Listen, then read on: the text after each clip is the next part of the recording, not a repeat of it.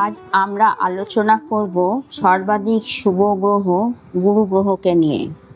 গুরু আমাদের জীবনে বিস্তার ঘটায়, জীবনের সর্বত্র ক্ষেত্রে। গুরু গ্রহ থেকে আমরা পাই সন্তান সুখ, অর্থ সুখ, সাংসারিক সুখ এবং পাবলিক ডিলিং, দাম্পত্য সুখ, জীবনে যা কিছু লাভ সব আমরা গুরু গ্রহ থেকে পাই। গুরু হচ্ছে তো জাহান কা মালিক। এই জন্মে আমরা কিরকম আমাদের জীবনে বিস্তার লাভ করব এবং পরজন্মে আমরা কিভাবে আমাদের আত্মার উন্নতি হবে, গুরু তার পথ নিদর্শক। এখন আমাদের আসা যাক কিভাবে দেখব গুরু আমাদের জন্মছকে কি অবস্থায় আছে, শুভভাবে না অশুভভাবে। গুরুর শত্রুগ্রহ হচ্ছে শনি, রাহু, কেতু, বুধ, শুক্র। আর গুরুর বন্ধু গ্রহ হচ্ছে সূর্য, মঙ্গল, চন্দ্র। গুরুর সাথে যদি পাপ গ্রহ শনি থাকে, রাহু থাকে, কেতু থাকে, বুধ থাকে, তাহলে গুরু কাজ করার ক্ষমতা বা আমাদের জীবনে গুরুর আশীর্বাদ দেওয়ার ক্ষমতাটা কমে যাবে।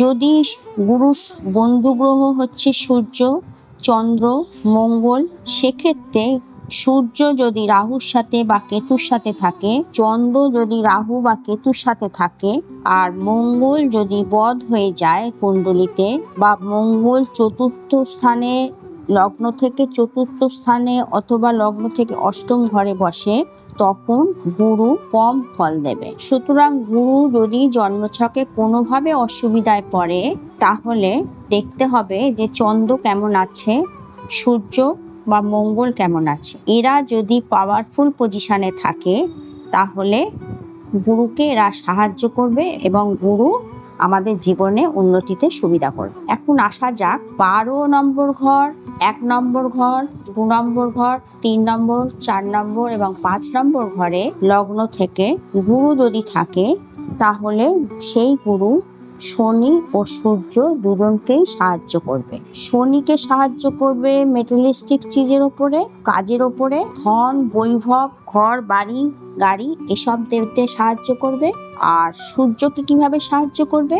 গভর্নমেন্ট পোস্ট, অথরিটি বা গভর্নমেন্টের কাগজপত্র পেতে গুরু এখানে সাহায্য করবে। জন্মছকে লাল কিতাব অনুযায়ী গুরুর শত্রু গ্রহ হচ্ছে রাহু, বুধ, শুক্র।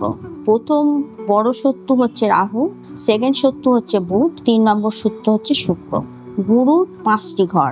2 নম্বর ঘর লগ্ন থেকে, 2 নম্বর ঘরকে কুটুম্ব ভাব, ধনভাব বলা হয়। 5 নম্বর ঘর শিক্ষা, সন্তান ভাব, গত জন্মের পুণ্যের ফল। 9 নম্বর ঘর হচ্ছে ভাগ্যের ভাগ্য ভাব। 11 নম্বর ঘর আমাদের আয় ভাব বা আমাদের যা কিছু কাজের গেইনটা বোঝায়। আর 12 নম্বর ঘর হচ্ছে সমাধি স্থান বা ব্যয় স্থান বা শয্যাসুখ। এই যে 5টা ঘর যদি রাহু, বুধ, শুক্র থাকে, তাহলে গুরু ক্ষতি করে ফেলে।